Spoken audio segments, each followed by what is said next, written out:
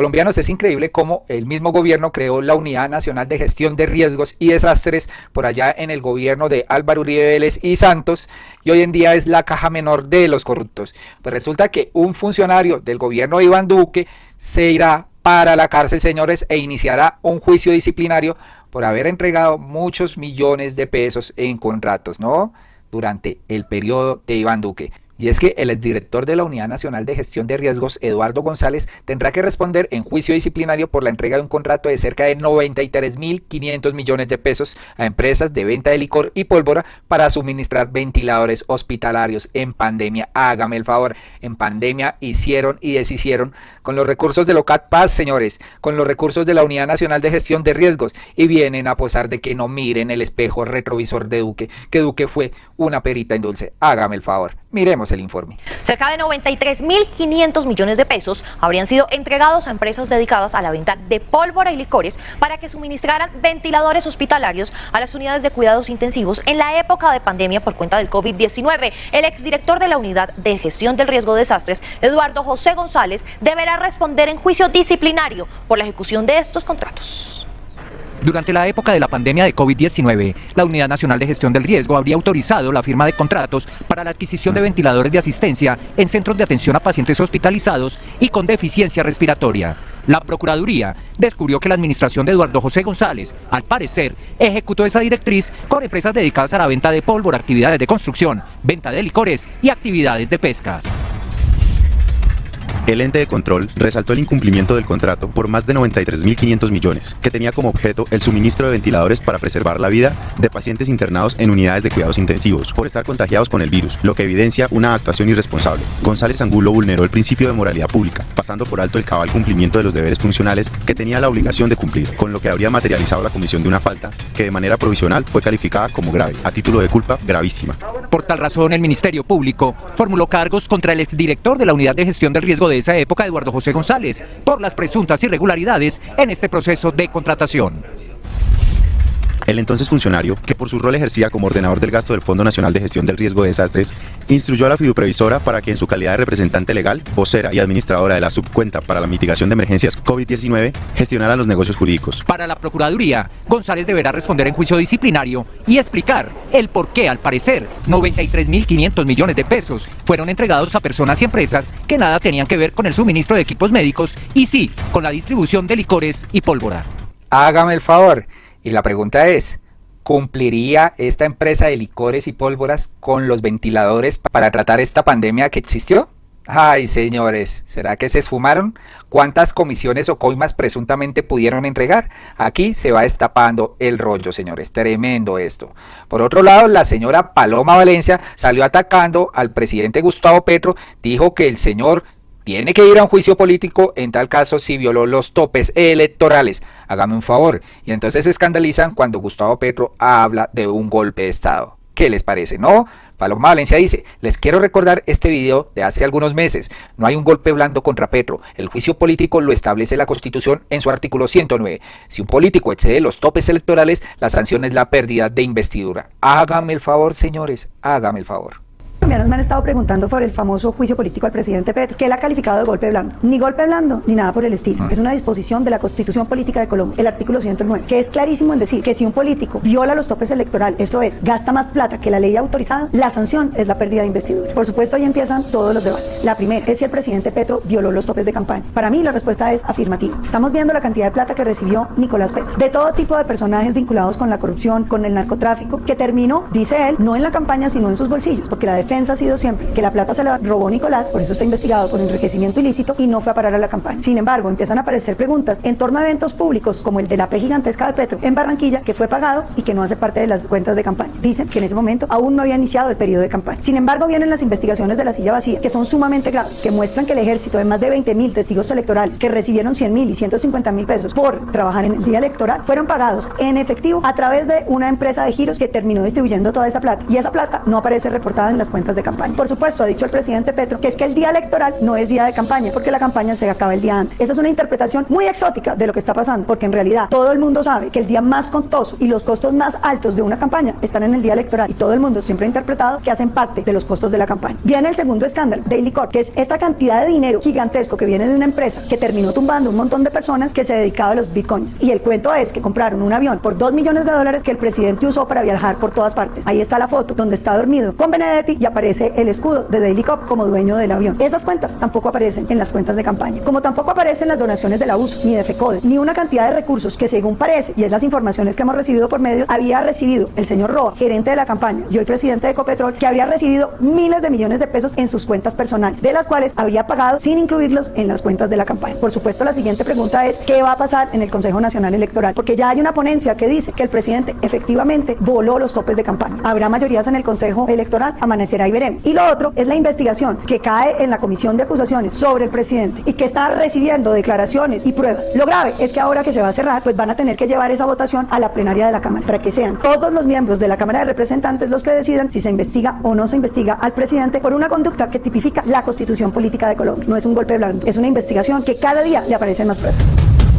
¿Cómo les parece? La señora aquí metiendo cizaña sin nada comprobado, señores. Ahí se van a tener que enfrentar a los contadores de Ricardo Roa y a los que dieron estos informes, porque realmente ya se están cayendo las mentiras con justificaciones de una factura que violó los topes electorales de Caracol Radio, pero sin embargo aquí se está diciendo que se registró en segunda vuelta, ¿no? Pues acá resulta que están las palabras de un constitucionalista, William Alvis, que pues quita todos estos mitos que pues Paloma Valencia se está aquí creando en su cabecita, diciendo que esto no es un golpe blando, sino esto lo dice la Constitución.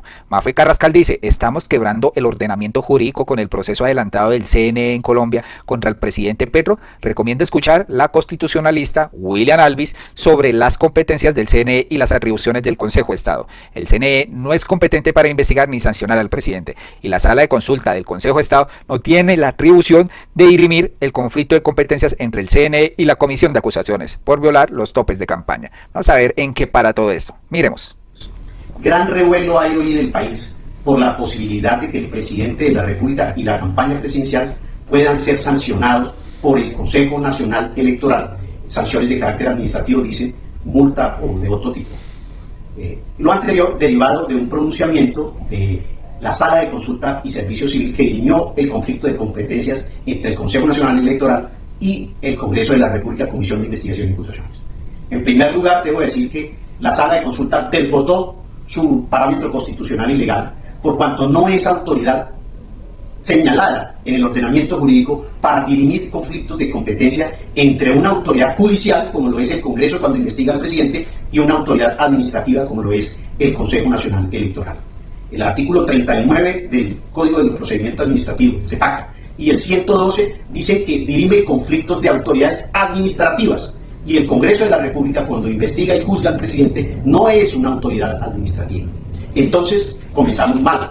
La Sala de Consulta no podía dirimir ese conflicto, pero además lo dirimió, en mi opinión, de manera respetuosa, lo digo de manera equivocada, porque concluyó que el Consejo Nacional Electoral puede sancionar imponiendo sanciones administrativas como la multa al presidente de la República, y eso no es conforme a la Constitución. La Constitución prevé que el presidente solo puede ser sancionado por el Congreso de la República, y las únicas sanciones posibles para él son la pérdida del cargo y la pérdida de los derechos políticos, y las sanciones penales en caso de que la investigación haya sido por la comisión de un delito. Entonces estamos quebrando el ordenamiento jurídico en este proceso adelantado del Consejo Nacional Electoral contra el presidente de la República. Bueno, aquí los abogados del presidente tienen que ponerse las pilas para tratar de ver por qué la insistencia del Consejo de Estado de haber hundido al presidente Gustavo Petro. Nomás a la cabeza de esta investigación o esta indagación que se va a hacer es el señor Álvaro Hernán Prada del Centro Democrático. Increíble, señores, hasta dónde llegan los hilos políticos. Pero uno que sí está paniqueado es el señor senador David Luna. Él dice que Gustavo Petro se quiere quedar y que quiere producir. Hombre, las instituciones son las que están presionando a Petro y pues también están presionando a sus votantes y demás. Y pues aquí tiene miedo el señor David Luna, ¿no? Él pregunta, ¿a quién le queda la duda de que el presidente Petro quiere reelegirse? A mí no, y el espejo de Venezuela debería alertarnos claramente sobre los riesgos. Allá no imaginaron una dictadura tan cruel y lamentable, y hoy la tienen. No es momento de bajar la guardia, dice acá, señores. Y es que animan y todos los videos, increíble hasta dónde llega David Luna con la desinformación, señores, creando el pánico. Nadie cree que una tragedia es posible, sino hasta cuando pasa. Y es por esa razón que hoy quiero hacerles una advertencia. Yo sé que todos vivimos en un estado de desespero ante la incertidumbre que produce el gobierno del presidente Petro, pero también de negación en el entendido de que a Petro no le quedan sino 2 años, de que ya no tiene las mayorías en las encuestas, de que ya no tiene la capacidad de controlar el Congreso. Pero ojo, yo quiero advertirles que estamos a puertas de repetir la misma historia que tuvo que vivir Nicaragua, que está viviendo Venezuela y que nos puede llevar a que nos arrepintamos de no estar atentos. El presidente Petro está dedicado a construir una estrategia para reelegirse y arranca tal vez con las palabras de su ministro del Interior, que dice que eso no está dentro de la agenda. Pero los hechos dicen todo lo contrario.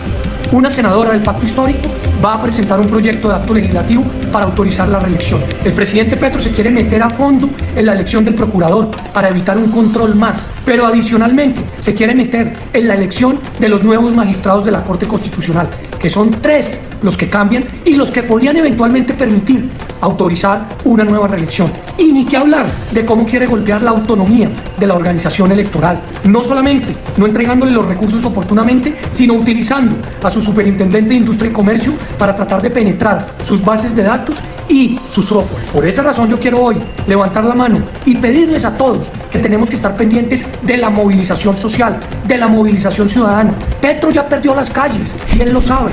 Nosotros, quienes creemos en la institucionalidad y en la democracia, tenemos que seguir firmes defendiéndolo. No nos confiamos. El futuro de Colombia no se define en el 2026, se define en los próximos 6 meses, donde la institucionalidad, donde la democracia tiene que ser protegida, rodeada por todos los ciudadanos, nuestros jueces, nuestra registraduría y, por supuesto, nuestra fuerza pública. Bueno, David Luna está súper paniqueado, señores, porque dirá todo esto, ¿no? Pues aquí dicen, ¿a quién le queda duda de que Cambio Radical es un nido de ratas? Si los que no hemos vivido una dictadura no conocemos las consecuencias, urge la comunicación democrática y pluralista. Otra persona dice, jaja, los noto asustados, el presidente Petro no quiere reelegirse, el propio pueblo quiere reelegirlo, ¿no? Otros dicen, los únicos que viven en estado de desespero desde hace 2 años son los que perdieron el poder y a los que les están destapando las ollas podridas. No sean pelmazos, no se cansan de arrojar tanta miércoles por los medios de comunicación y generar ansiedad en todo los ancianos sobre todo, ¿no? Y es que es increíble, señores, se les está pues notando la desesperación a toda esta gente de recuperar el poder para lograr otra vez tapar estas ollas de corrupción que realmente se están viendo a flote. Nomás miren el exdirector de la Unidad Nacional de Gestión de Riesgos del gobierno de Duque, ¿no? Y pues aquí vemos cómo hasta los periodistas del establecimiento, como el señor periodista deportivo César Augusto Londoño, ¿no? Donde dice, ese cuentico de que los desastres de este país vienen de gobiernos anteriores, ya no más. Es cierto, han sido muy malos y ladrones, pero el actual prometió cambios, soluciones y no han hecho nada. No se engañen, lo que está pasando hoy en Colombia es terrible. Tienen objetivos perversos, gastan sin escrúpulos, es un caos total. Están entregando el país a la delincuencia y a intereses funestos a punta de destrucción y a la dependencia globalista. Fracasadas, dice el señor César Augusto Londoño. Hágame el favor, al que enviaron por allá a los Juegos Olímpicos y no supo cómo entrevistar a una jugadora japonesa, ¿no? A una luchadora japonesa. Y es que nos damos cuenta de cómo se está tejiendo poco a poco esto, señores. ¿Quieren recuperar el poder a la fuerza o qué? ¿Por qué no dejan terminar el gobierno de Gustavo Petro? ¿A qué les tienen miedo? ¿A no dejar hacer elecciones para que suba el progresismo y continúen también en el poder? ¿Eso es lo que pretenden? Pues aquí David Porras dice lo siguiente, el golpe de estado a Salvador Allende fue antecedido por un paro de transportadores. Ahora entienden por qué el presidente Petro denuncia un golpe de estado.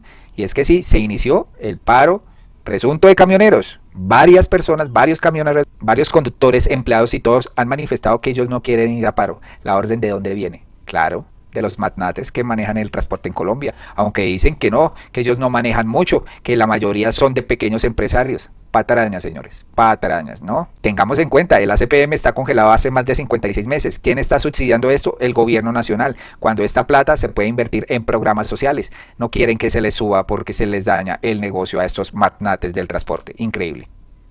Y a esta hora, 12:44, camioneros también bloquean la vía al llano en ambos sentidos. Sneider Rico desde Villavicencio, ¿dónde se presenta este cierre y cuál es la situación?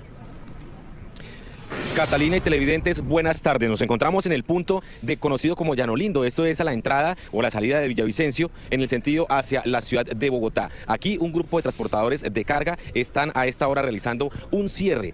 Por momentos han dado vía durante media hora, pero luego continúa el cierre. Están protestando por el alza del combustible de la CPM, que en Villavicencio está tasado en 11.764 pesos. Pero recordemos que aquí en Villavicencio es de libre regulación, por lo que las estaciones de servicio pueden subir hasta 200 pesos más el combustible. Por ahora no hay vía, hay una congestión, como ustedes lo pueden observar, en ambos sentidos, porque la vía Bogotá-Villavicencio se encuentra cerrada en ambos sentidos y hay una fuerte congestión en el sector de Fundadores. Ellos han dicho que van a permanecer aquí hasta que el gobierno nacional les escuche, y también han dicho que sobre las 3 de la tarde darán apertura alrededor de media hora para pasar los vehículos. Pero ¿qué tipo de vehículos dejan pasar? Únicamente vehículos particulares y buses que vienen pues obviamente con sus pasajeros, y también algunos de los transportadores de carga que llevan algún tipo de animales o un alimento perecedero. Por ahora dicen que van a permanecer acá, no se ha presentado ninguna alteración del orden público y estarán aquí hasta que el gobierno nacional los escuche para que no siga el aumento de la CPM, han dicho. Para que no siga el aumento, y hasta ahora se va a incrementar después de 56 meses, ¿no? Aquí hay una problemática, aquí debe existir el diálogo, no como cuando salía el fiscal Barbosa, que decía que iba a expropiar los camiones de las personas que hicieran bloqueos, ¿no? El gobierno nacional tiene que ponerse a dialogar con estos pequeños conductores, a ver si están detrás de ellos, pues las grandes empresas. Sin embargo, dice que es mentira, que esta medida afecta a grandes empresarios. ¿Sabe quién lo dice? El señor vicepresidente de FE Transcarga, Arnulfo Cuervo, ¿no? Que el 2% de toda la carga es de los grandes magnates, pero nada más. Lo otro es de pequeños empresarios. Escuchemos. De la industria, para la economía de las grandes empresas del país, sino para el bolsillo de todos y cada uno de los colombianos.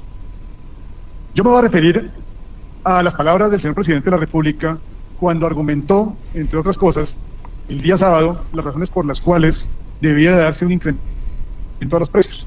Él dijo que grandes corporaciones en el país se habían apropiado del transporte de carga y fijaban fletes y por supuesto valores de pasajes cuando hablamos de transporte intermunicipal. Yo les quiero decir con cifra lo siguiente: de las 650.000 personas naturales o jurídicas que son propietarios de buses, camiones o volquetas en el país, ningún propietario es considerado individualmente para que llegue a alcanzar el 0.5 de la propiedad de estos equipos en Colombia. Ya estamos desvirtuando, por supuesto, que no son las grandes empresas los dueños de los camiones. El 80% de los propietarios de vehículos en Colombia de carga son pequeños propietarios. Significa que son propietarios usualmente de una unidad. Muchos comparten esa unidad con varios. Y cuando hablamos de la empresa de transporte de carga, no hay una empresa en Colombia, por más grande que sea, que movilice más del 2% de la carga a nivel nacional. Entonces tampoco pueden determinar las empresas de transporte de carga ni fletes, y por supuesto las empresas de pasajeros, determinar el valor de los pasajes cuando hablamos de transporte intermunicipal. No hay grandes corporaciones. Eso es lo primero que habría que decirle al señor presidente, que se informe por parte del gobierno nacional, para que con una información adecuada se puedan determinar medidas que estén acompasadas con la realidad nacional. Lo grave de esto es que si el ACPM no se sube, pues va a crear un hueco fiscal más grande. Colombianos, y por último les tenemos la cantada de tabla de aquí del superintendente Luis Carlos Leal al señor Alejandro Gaviria, que fue exministro de Salud. Alejandro Gaviria tuvo la oportunidad de hacer algo durante 6 años y lo que hizo fue en contravía del sistema. Vamos a escuchar los argumentos que aquí da Luis Carlos Leal, Alejandro Gaviria. Actuar coherentemente y proteger los recursos de la salud como lo ha hecho este gobierno. Otra cosa es sentarse a darle facilidades a todo el mundo para que la plata siga perdiendo. Entonces yo veo que la plata se pierda. ¿Qué fue lo que pasó? Claro, el ejemplo más claro es Saludcop. Saludcop no lo transformó luego en Café Salud, no permitió que Medimás con $1 millón abriera una empresa para afiliar una cantidad de personas para recibir billones de pesos al otro día. ¿Eso era responsable? Entonces, como dejé que se quebrara una EPS porque nunca la vigilé y porque se robó 1.5 billones de pesos, entonces creemos ahora una con $1 millón para que asuma la cantidad de afiliados y ahora va a recibir billones de pesos para poderlos mantener. ¿Y cuál fue el destino de Medimás? Igual, crónica de no muerte anunciada. O entonces la otra solución de él, ¿cuál fue? No, pues entonces hagamos unas leyes de punto final y paguémosle lo que pobrecitos de pronto se han perdido en el camino. Pues si esas son las soluciones que él plantea, yo sí estoy en contra de ese tipo de soluciones, y él estuvo muy en contra inclusive de la decisión de la Corte. Él retrasó muchas veces la decisión de la Corte. La Corte en el año 2008 dice, en Colombia la salud no es un servicio como lo dice la Constitución del 91. En Colombia la salud es un derecho y así se tiene que garantizar, y le da la orden casi que al Congreso de, bueno, legislen en ese sentido. 2015, 7 años después, se logra la ley estatutaria de salud y él dice que él la defendió. Si revisamos realmente cómo fueron esos debates, él trató de meter inclusive 2 artículos que gracias a la vida la Corte Constitucional tumbó porque iban a ir a favor de defender un negocio y no un modelo de derecho. Entonces, Sí, muy lindo que él esté haciendo una campaña política, muy interesante, que hoy se preocupe por la salud de los colombianos, cuando tuvo 6 años para hacerlo y pues lamentablemente se quedó en proteger otros intereses que no son los intereses que defiende este gobierno. Y ahora que estaba en el gobierno, ¿usted cree que estaba en la misma tónica? ¿Quién? El ministro, porque aunque él no era ministro de salud, sí dio sus opiniones contrarias a la reforma a la salud. Pues es que se dedicó a eso. O sea, como ministro de Educación... O sea, no hizo nada de ministro de Educación, sino que se dedicó ni a de salud en su momento. Pues a favor al menos de los derechos de las personas. Entonces, pues si se dedicó a criticar una cartera que ni siquiera es la de él y ahí sí, como dijo alguna vez alguna alcaldesa en un evento muy desafortunado, trabaje, mi señora no lo hizo. Entonces, pues grave. Tremendo, señores, y esto fue lo que hizo Alejandro Gaviria. Se las dan de adalid de que están defendiendo el sistema de salud cuando saben que nos están clavando la puñalada por detrás. Increíble hasta dónde llega esta gente que defiende. Son los intereses de los empresarios, ¿no? De los banqueros. Colombianos, hasta acá este video, por favor compartan, suscríbanse y nos vemos en uno próximo. Muchas gracias.